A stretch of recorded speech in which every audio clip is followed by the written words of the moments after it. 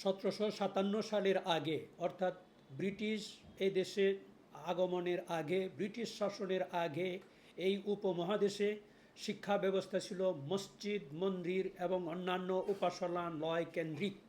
সেই উপাসনালয় কেন্দ্রিক শিক্ষা ব্যবস্থা ছিল এবং সেই সময়ে এই উপমহাদেশে অনেক ইউনিভার্সিটি ছিল। আমাদের এই ঢাকার পার্শ্বের নারায়ণগঞ্জ আবু তুয়ামা নামে একজন তিনি বিশ্ববিদ্যালয় স্থাপন করেছিলেন।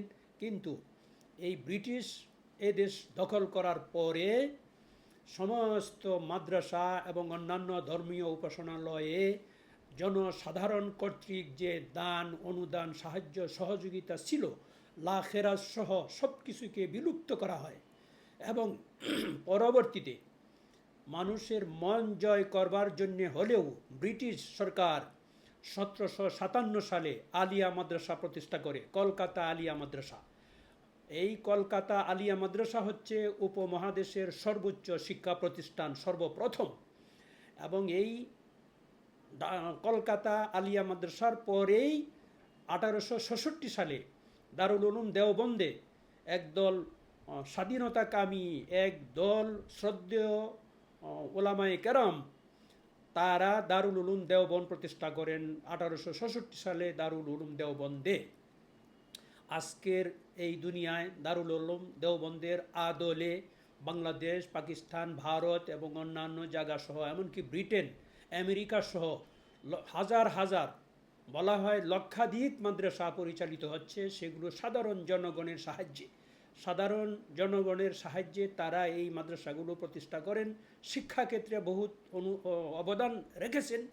কিন্তু আলিয়া মাদ্রাসা পরবর্তীতে এই দেশ ভাগ হওয়ার পরে ঢাকার বকশীবাজারে মাদ্রাসা ই আলিয়া ঢাকা, এবং ওই আলিয়া মাদ্রাসাগুলোকে এক সময় সরকারে এটাকে সরকারিকরণ করা হয়। দাখিল, আলিম, ফাজিলকে এসএসসি, এইচএসসি এবং গ্রাজুয়েশনের মান দেওয়া হয় এবং বর্তমানে দাখিল, আলিম পাশ করেই একজন ছাত্র সে যে কোনো বিশ্ববিদ্যালয়ে পড়াশোনা করতে পারে।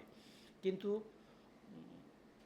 কওমি মাদ্রাসা বা দারুল উলুম দেওবন্দের নেশাবের মাদ্রাসাগুলোর কোনো সরকারি স্বীকৃতি নাই এবং সমাজে কোনো স্বীকৃতি নাই। তারা নিজস্ব সিলেবাস অনুযায়ী সেগুলিকে পড়াশোনা করান।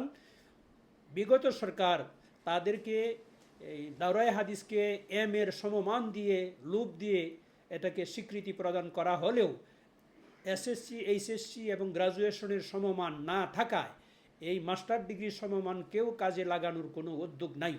কারণেই আমরা মনে করি যে বাংলাদেশে যদি একটি কওমি বিশ্ববিদ্যালয় প্রতিষ্ঠা করা হয় এবং এই কওমি বিশ্ববিদ্যালয়কে সমগ্র মাদ্রাসাগুলো এবং বিশেষ করে কওমি মাদ্রাসাগুলোর সিলেবাসকে, দারুল উলুম দেওবন্দের সিলেবাসকে অক্ষুণ্ণ রেখে বাংলাদেশের যুগ উপযোগী এবং কারিগরি টেকনিক্যাল শিক্ষাকে অন্তর্ভুক্ত করে কোরআন হাদিসের যে সিলেবাস সেগুলোকে অক্ষুণ্ণ রেখে এই বিশাল জনগোষ্ঠীকে মানব সম্পদে পরিণত করার জন্যে বাংলাদেশে কওমি ইউনিভার্সিটি প্রতিষ্ঠা করা এখন সময়ের দাবি, অতি জরুরি।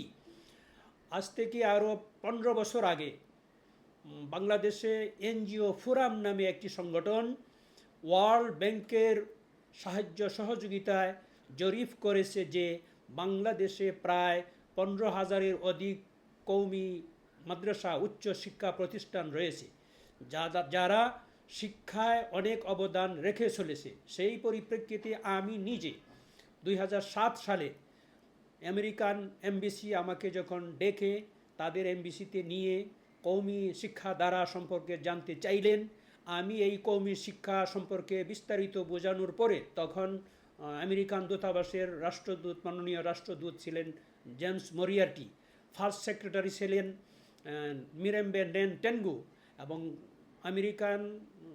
আমেরিকান শিক্ষা পরিচালক ছিলেন এনি ব্যাম্পাস, এবং আমেরিকা থেকে আগত দক্ষিণ এশিয়া বিষয়ক স্কলার আমেরিকা সরকারের ডক্টর আসলাম আবদুল্লাহ,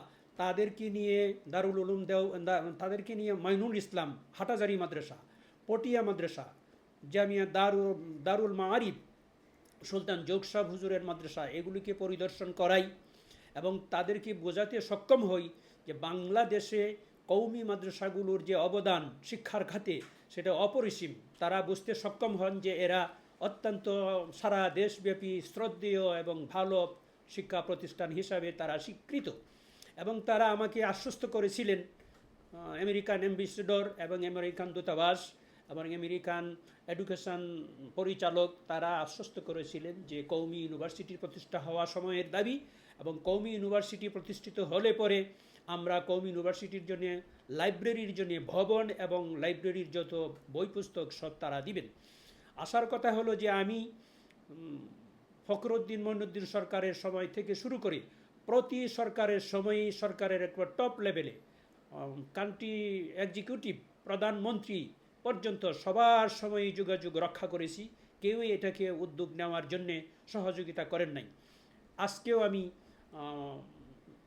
এতে সচিবালয়ে প্রবেশ করে অনুমোদনের আবেদনপত্র জমা দিয়ে আসছি। আশা করি কওমি ইউনিভার্সিটি কওমি ধারার প্রায় 6 কোটির বেশি মানুষ এই ধারার সমর্থক এবং এই ধারায় তারা পরিচালিত, এটাকে শ্রদ্ধা এবং সম্মানের সাথে নেন।